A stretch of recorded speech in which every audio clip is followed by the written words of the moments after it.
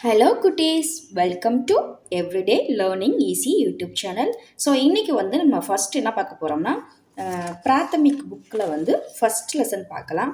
So எதுக்கு இந்த லெசன்னா பேசிக்காக ரீட் பண்ணும்போது சில வார்த்தைகளுக்கு தெரியறதுக்காக இந்த லெசன் ஸ்டார்ட் பண்ணியிருப்பாங்க. ஸோ வாங்க பார்க்கலாம். ஃபஸ்ட்டு பாட் ஏக்குன்றது ஒன்று, பாட்டுன்றது பாடம், யகுஹ வகுக, அதாவது இந்த பாடத்தில் யகு வகுன்றதான் அதிகமாக கொடுத்துருப்பாங்க. ஸோ அதுதான் டாப்பிக்கோட தலைப்பாகவும் கொடுத்துருக்குறாங்க. ஸோ வாங்க பார்க்கலாம். யகுனா இதுன்னு அர்த்தம், வகுனா அதுன்னு அர்த்தம். அதாவது இதுக்கு ரெண்டுக்குமே தமிழ் மீனிங் சிலருக்கு குறையும், அதாவது மாற்றி மாற்றி குழப்புவாங்க. யகுன்னு வந்தால் ஈ சவுண்டு நான் வச்சுக்கலாம், இது அது அப்படின்னு வச்சுக்கலாம். அடுத்து அதாவது திஸ் தட்டுன்னு சொல்லுவோம்னா அதுதான். ஃபஸ்ட்டு யகு கலம் ஹ, இங்கே ஒரு பிக்சர் கொடுத்துட்டு இது பேனா, கலம்னா பேனா, ஹைனா இருக்கின்றது அப்படின்ற மீனிங் வரும். சப்போஸ் கொஸ்டின் மார்க் போட்டுறாங்கன்னா இருக்கின்றதா அப்படின்னு கேட்குற மாதிரி எடுத்துக்கிறணும். இது பேனா, பேனா இருக்கின்றது. யகு கியா ஹ, அதாவது கியானா என்ன, இது என்ன இருக்கின்றது, அதாவது இது என்ன. யகு கலம் ஹ, இது பேனா. அடுத்து யகு குர்ஷி ஹ, குர்ஷினா சேரு, அதாவது யகு கியா ஹ, யகு குர்ஷி ஹ, குர்ஷினா சேரு.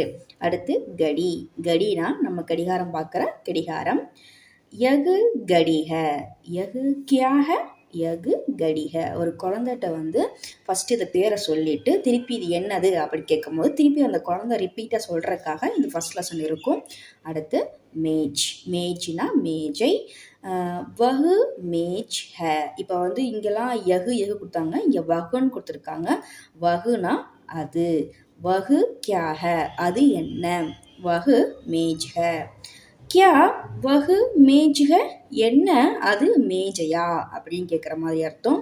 ஹாங், ஹாங்னா ஆமா, நஹினா இல்லைன்னு அர்த்தம், ஹாங்னா ஆமான்னு அர்த்தம்.